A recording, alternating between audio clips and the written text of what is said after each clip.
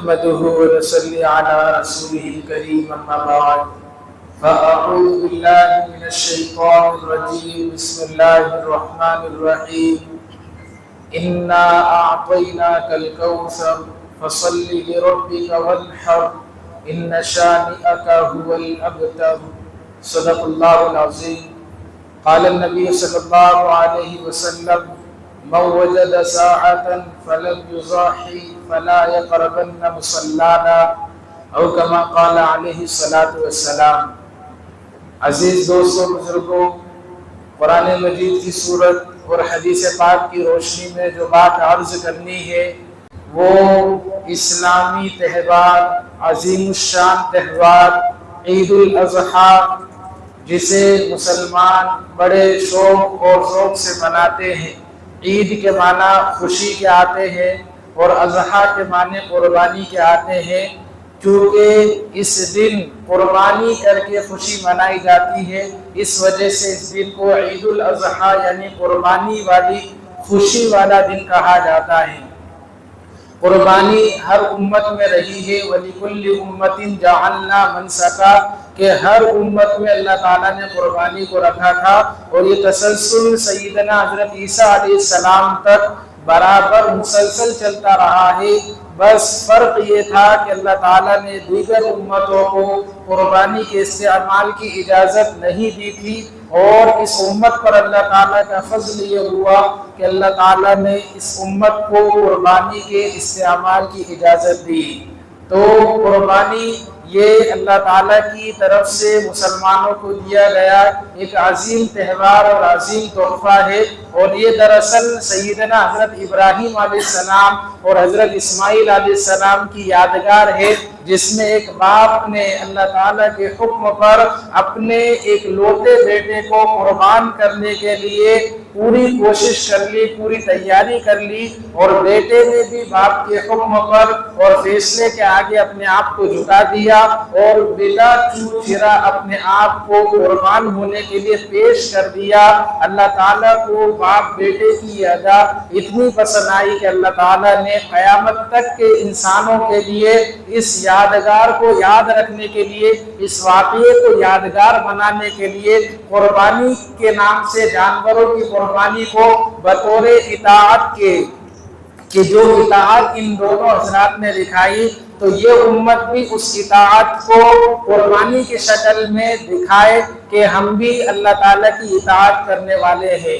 قربانی واجب ہے ہر وسعت والے پر، اور جو قرآن مجید کی سورت تلاوت کی اس میں اللہ تعالیٰ فرماتے ہیں فَصَلِّ لِرَبِّكَ وَانْحَرْ کہ اپنے پروردگار کے نام سے اپنے پروردگار کے لیے نماز پڑھیے اور قربانی کریے. قربانی واجب ہے، اور یہی وجہ ہے کہ نبی کریم صلی اللہ علیہ وسلم نے جب آپ مدینہ تشریف لائے تو کوئی سال ایسا خالی نہیں گیا جس سال حضور نے قربانی نہ کی ہو.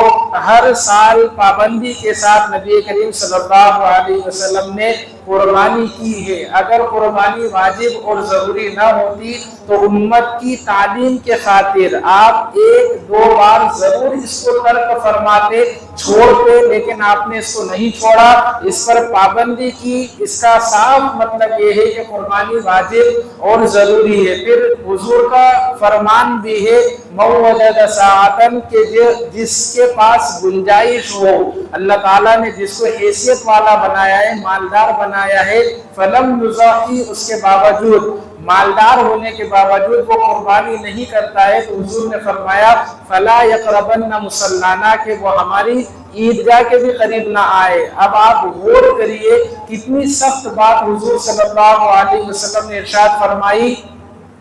عیدگاہ جہاں بچوں کو آنے کی اجازت ہے جن پر عید کی نماز فرض نہیں ہے، عورتوں کو حضور کے زمانے میں آنے کی اجازت ہوا کرتی تھی جن پر بھی عید کی نماز فرض نہیں ہے، وہ حضور کی نصیحت اور بیان سننے کے لیے عیدگاہ تشریف لایا کرتی تھی.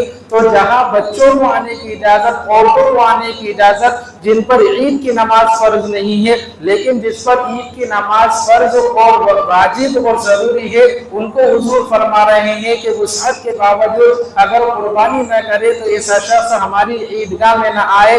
اندازہ لگائیے کتنی سخت بات حضور فرما رہے ہیں.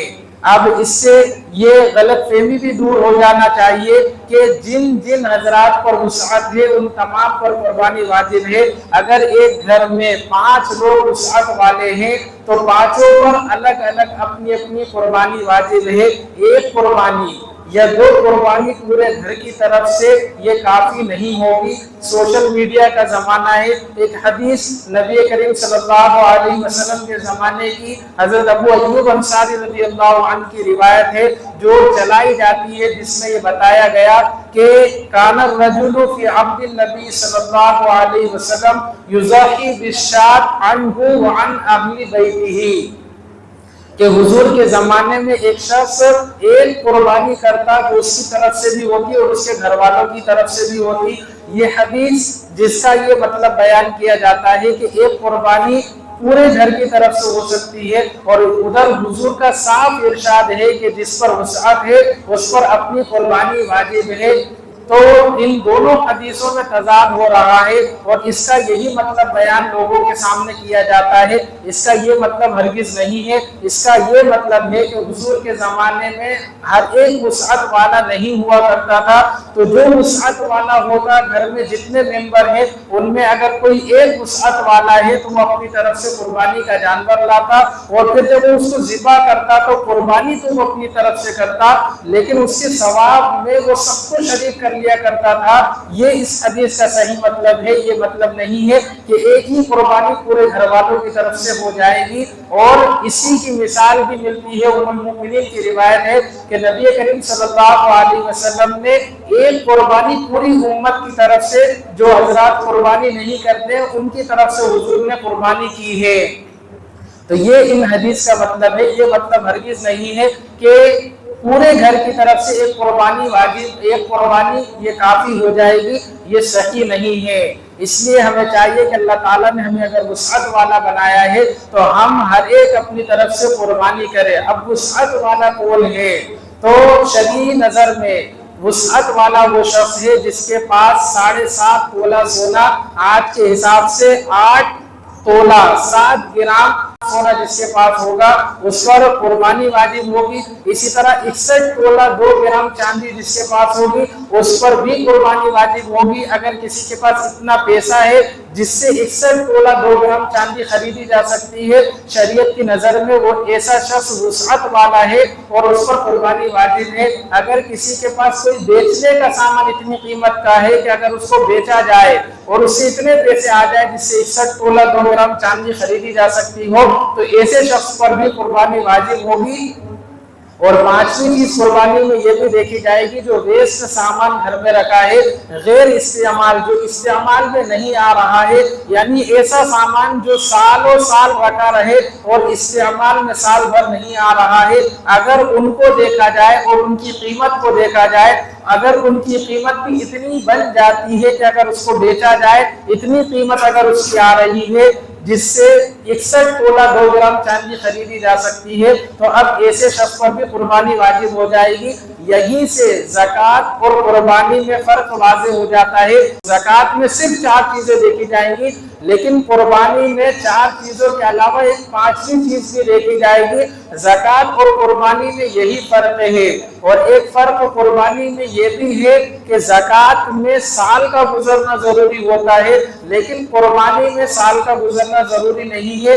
اگر ان 5 چیزوں میں سے کوئی ایک یا 5 تھوڑی اگر کسی شخص کے پاس عید الاضحیٰ 10 ذی الحجہ کے دن بھی اگر کوئی شخص ان 5 چیزوں میں سے تھوڑی چیزوں کا یا کسی ایک چیز کا مکمل مالک بن جاتا ہے تو اس پر بھی قربانی واجب ہو جائے گی۔ تو قربانی اور زکوٰۃ میں فرق ہے۔ بعض لوگ یہ سمجھتے ہیں کہ ہم پر زکوٰۃ فرض نہیں ہے تو قربانی بھی فرض نہیں ہے، یہ غلط فہمی ہے۔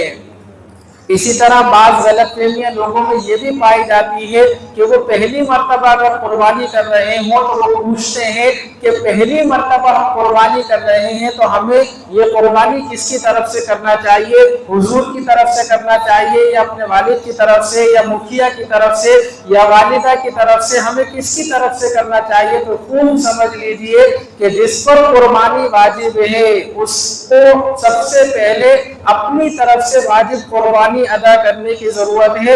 مرحومین جو دنیا سے رخصت ہو چکے ہیں اور ان پر قربانی واجب نہیں ہے، اگر ان کی طرف سے آپ قربانی کر رہے ہیں تو یہ نفل قربانی ہوگی۔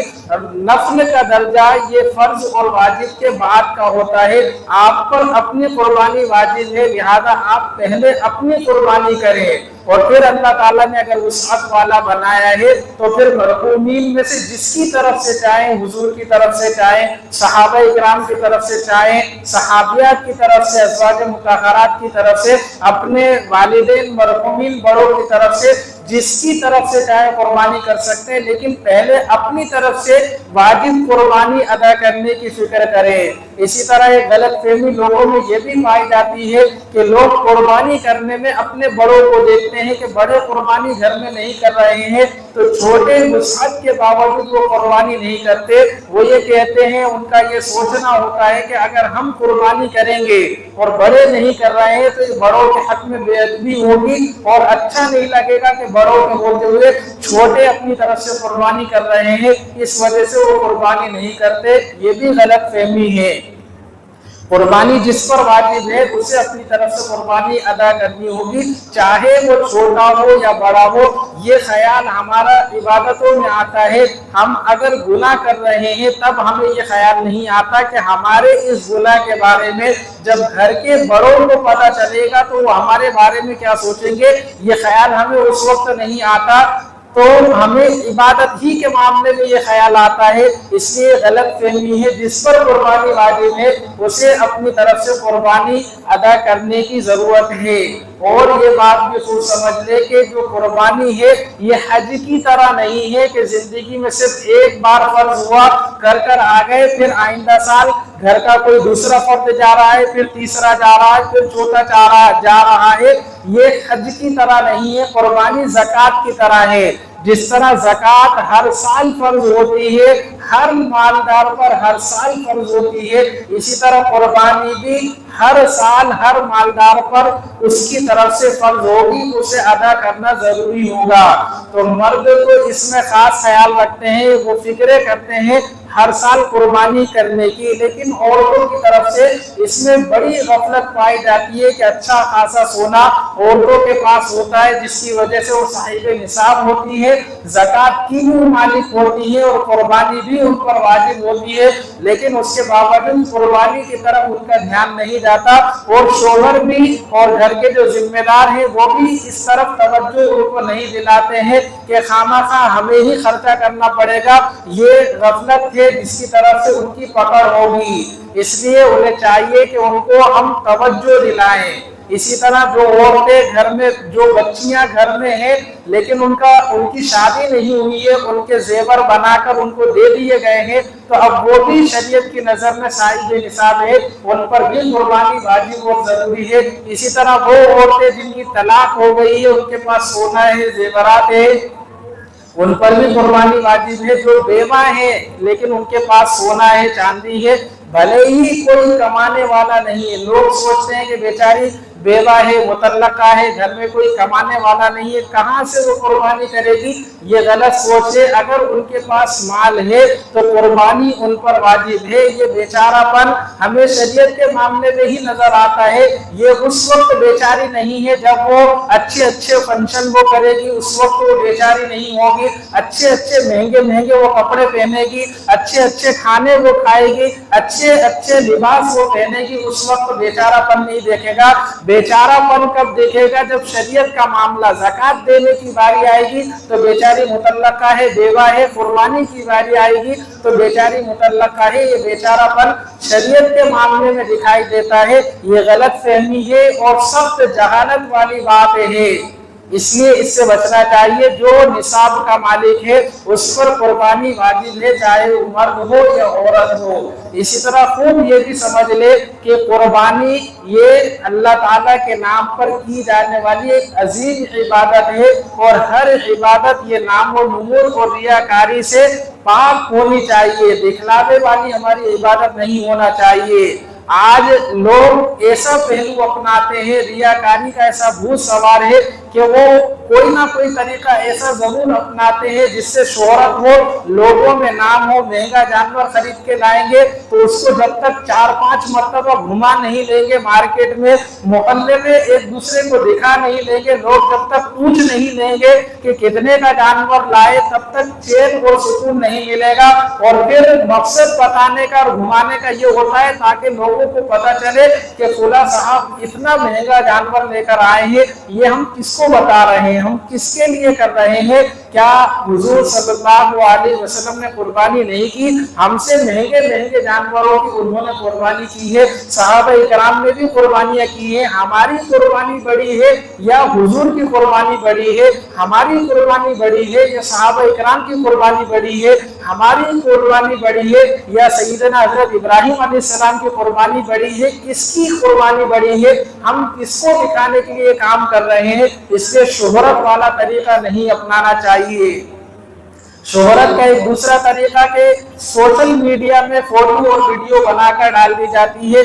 जब जानवर खरीदा वहीं से फोटो ले ली और उसको पत्ती खिला रहे हैं तो फोटो खींच रहे हैं, घुमा रहे हैं तो फोटो खींच रहे हैं, यहाँ तक कि ये सिलसिला कुर्बानी तक चलता रहेगा। और फिर कुर्बानी जब करेंगे उसको भी फोटो लेकर उसको भी सोशल मीडिया पर डाल दिया जाएगा। सोशल मीडिया पर देखने वाले सिर्फ अपने वाले ही नहीं होते, गैर भी होते हैं, वो लोग भी होते हैं जो कुर्बानी को पसंद नहीं करते हैं और फिर वो ये मानते हैं, ये समझते हैं कि ये हमें जलाने के लिए, हमें दिखाने के लिए ये पोस्ट अपलोड की गई है।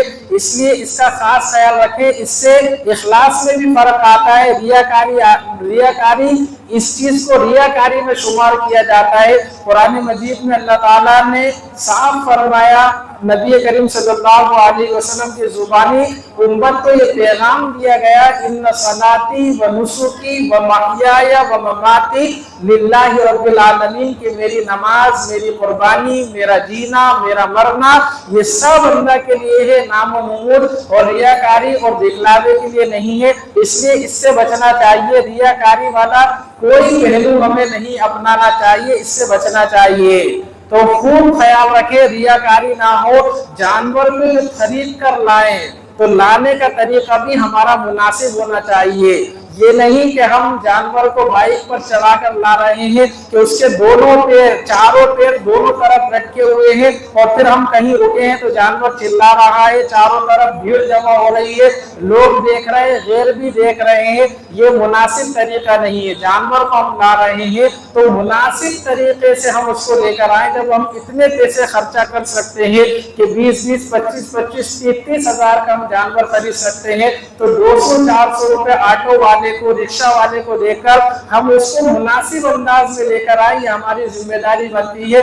जानवर का हम जितना ख्याल रखेंगे उतना ही हमारे सवाब में इजाफा होगा और जितना जुल्म ज्यादती हमारी तरफ से जानवर के सिलसिले में पाई जाएगी उतनी ही पकड़ और गिरफ्त में हम आएंगे। इसलिए हमें इससे बचना चाहिए। जानवर का खूब ख्याल रखें और जानवर जब खरीदने जाएं तो ये बात हमारे ज़हनों में मलकूज होनी चाहिए कि ये अल्लाह ताला के सामने पेश होगा, ये कुर्बानी हम अल्लाह ताला के लिए कर रहे हैं। इसलिए जानवर खूब मोटा, ताज़ा, सही, सालिम, तंदुरुस्त होना चाहिए। ऐबदार जानवर नहीं होना चाहिए। ऐबदार जानवर किसे कहा जाता है? जिसकी वजह से जानवर की कीमत में फर्क आ जाए। जैसे जानवर की टांग टूट गई तो अब उसकी वो कीमत नहीं रहेगी जो कीमत सही सालिम जानवर की थी। कान कट गया तो हमें 10 चीजें देखनी है जानवर को खरीदते वक्त।